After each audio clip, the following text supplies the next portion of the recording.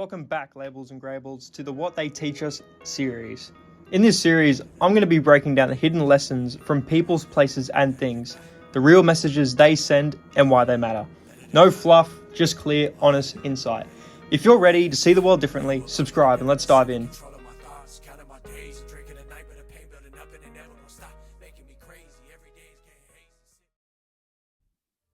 A man with snow white hair stands calmly in a world full of curses and chaos. His eyes are hidden behind a black blindfold, not because he's weak, but because the power behind them is too overwhelming to show. His confidence borders on arrogance. His presence commands attention, and wherever he walks, the battlefield bends around him. This is Satoru Gojo, the strongest. But Gojo isn't just a flashy anime character with broken abilities.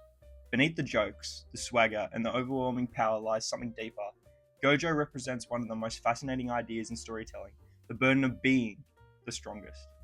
Because strength, real strength, isn't as simple as it looks. The first lesson Gojo teaches us is that strength means responsibility. Sure, Gojo possesses unimaginable power through the limitless technique and the six eyes. He can bend space, stop attacks before they reach him, and erase enemies with a single technique that almost feels godlike. But he doesn't use that power for domination. Instead, he chooses to teach. Rather than standing above the world like a distant god, Gojo becomes a mentor to the next generation of sorcerers, like Yuji Itadori, Megumi Fushiguro, and Nobara Kurosaki. But why? Because Gojo understands something important. Being the strongest doesn't mean standing alone at the top forever. It means raising others so the world doesn't have to rely only on him, a single entity.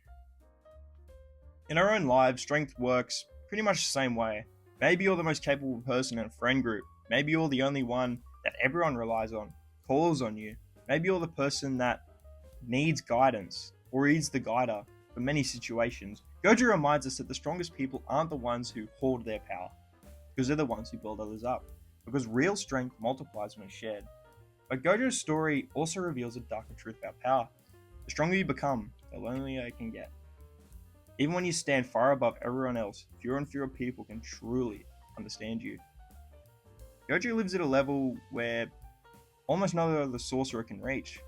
Most of the world sees him not as a person but as a weapon, the ultimate defense against overwhelming curses, and that isolation weighs on him.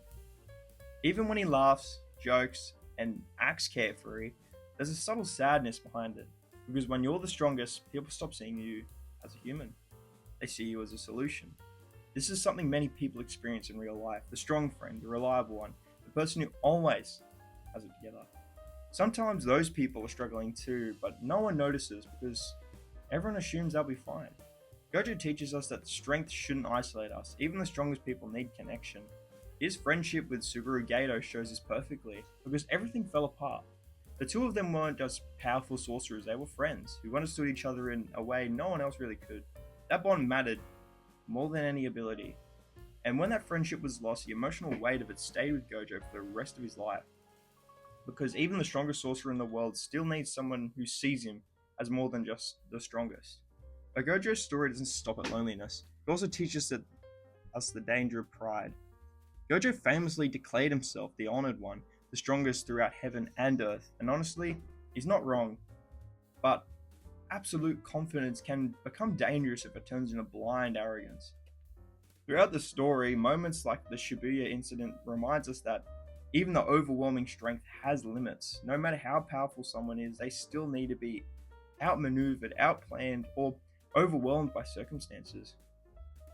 Gojo's strength is immense, but the world around him keeps evolving.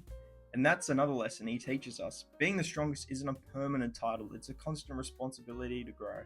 In real life, the moment someone believes they've reached the peak, whether in leadership, sports, business, or personal success, that's the moment they stop evolving.